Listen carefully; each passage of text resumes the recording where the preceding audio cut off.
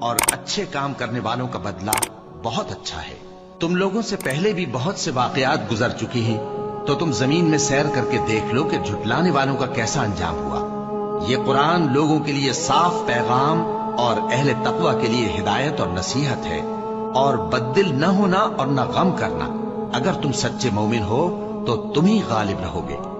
اگر تمہیں زخم شکست لگا ہے تو ان لوگوں کو بھی ایسا زخم لگ چکا ہے، اور یہ ایام زمانہ ہے کہ ہم ان کو لوگوں میں بدلتے رہتے ہیں، اور اس سے یہ بھی مقصود تھا کہ اللہ ایمان والوں کو جدا کر دے اور تم میں سے بعض کو شہید بنائے، اور اللہ بے انصافوں کو پسند نہیں کرتا۔ اور یہ بھی مقصود تھا کہ اللہ ایمان والوں کو پاک صاف بنا دے اور کافروں کو نابود کر دے۔ کیا تم یہ سمجھتے ہو کہ بے آزمائش بہشت میں جا داخل ہوگے؟ حالانکہ ابھی اللہ نے تم میں سے جہاد کرنے والوں کو تو اچھی طرح معلوم کیا ہی نہیں، اور یہ بھی مقصود ہے کہ وہ ثابت قدم رہنے والوں کو معلوم کرے۔ اور تم موت شہادت کے آنے سے پہلے اس کی تمنا کیا کرتے تھے، سو تم نے اس کو آنکھوں سے دیکھ لیا۔ اور محمد صلی اللہ علیہ وآلہ وسلم ایک پیغمبر ہی تو ہیں، ان سے پہلے بھی بہت سے پیغمبر ہو گزرے ہیں۔ بھلا اگر یہ مر جائیں یا مارے جائیں تو تم الٹے پاؤں پھر جاؤ گے؟ اور جو الٹے پاؤں پھر جائے گا تو اللہ کا کچھ نقصان نہیں کر سکے گا، اور اللہ شکر گزاروں کو بڑا ثواب دے گا۔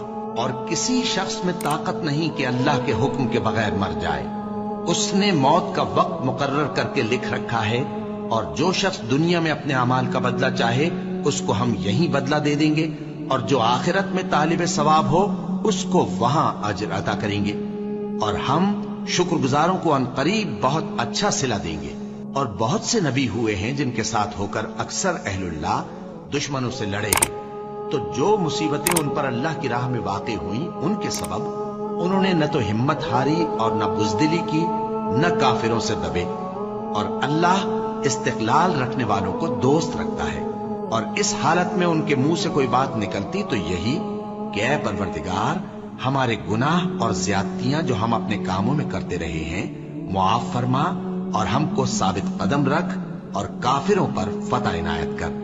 تو اللہ نے ان کو دنیا میں بھی بدلہ دیا اور آخرت میں بھی بہت اچھا بدلہ دے گا، اور اللہ نیکوکاروں کو دوست رکھتا ہے۔ مومنوں، اگر تم کافروں کا کہا مان لوگے تو وہ تم کو الٹے پاؤں پھیر کر مرتد کر دیں گے، پھر تم بڑے خسارے میں پڑ جاؤ گے۔ یہ تمہارے مددگار نہیں ہے بلکہ اللہ تمہارا مددگار ہے، اور وہ سب سے بہتر مددگار ہے۔